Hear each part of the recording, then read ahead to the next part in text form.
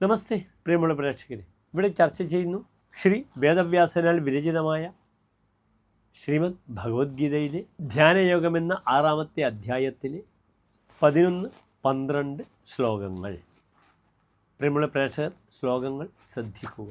ശുച ഉദേശേ പ്രതിഷ്ഠാപ്യ സ്ഥിരമാനസമാത്മനഃ നാത്യുച്ഛ്രിതം നാദിനീചം ചൈലാജിനകുശോത്തരം തത്രൈകാഗ്രം മനഃകൃത്വാ യതചിത്തേന്ദ്രിയക്രിയഃ ഉപവിശ്യാസനേ യുഞ്ജ്യാത് യോഗമാത്മവിശുദ്ധയേ.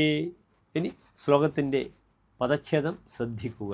ശുചൗ ദേശേ പ്രതിഷ്ഠാപ്യ സ്ഥിരമാനസം ആത്മനഃ ന അത്യുച്ഛ്രിതം ന അതിനീചം ചൈലാജിനകുശോത്തരം തത്ര ഏകാഗ്രം മനഃ കൃത്വാ യതചിത്തേന്ദ്രിയക്രിയഃ ഉപവിശ്യ ആസനെ യുഞ്ജ്യാത് യോഗം ആത്മവിശുദ്ധയേ.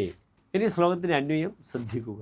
ശുചൗ ദേശേ ന അത്യുച്ഛ്രിതം ന അതിനീചം ചൈലാജിനകുശോത്തരം സ്ഥിരം ആത്മനഃ ആസനം പ്രതിഷ്ഠാപ്യ തത്ര ആസനെ ഉപവിശ്യ മനഃ ഏകാഗ്രം കൃത്വാ യതചിത്തേന്ദ്രിയക്രിയഃ ആത്മവിശുദ്ധയെ യോഗം യുഞ്ജ്യാത്.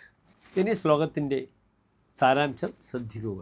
അധികം ഉയരമോ താഴ്ചയോ ഇല്ലാത്ത ഉത്തമമായ ദേശം സ്വീകരിച്ച് ദർഭ, മാൻതോൽ, വസ്ത്രം ഇവ യഥാവിധി യഥാക്രമം വിരിച്ചതിന് ശേഷം ഇളക്കമില്ലാത്ത വിധം തൻ്റെ ആസനം ഉറപ്പിച്ച് ആ ആസനത്തിലിരുന്ന് ഏകാഗ്രചിത്തനായി മനസ്സിൻ്റെയും തൻ്റെ ഇന്ദ്രിയങ്ങളുടെയും വ്യാപാരങ്ങളെ നിയന്ത്രിച്ചുകൊണ്ട് ആത്മവിശുദ്ധിക്കായി യോഗി ധ്യാനം അഭ്യസിക്കണമെന്ന് ശ്ലോകത്തിൻ്റെ സാരം.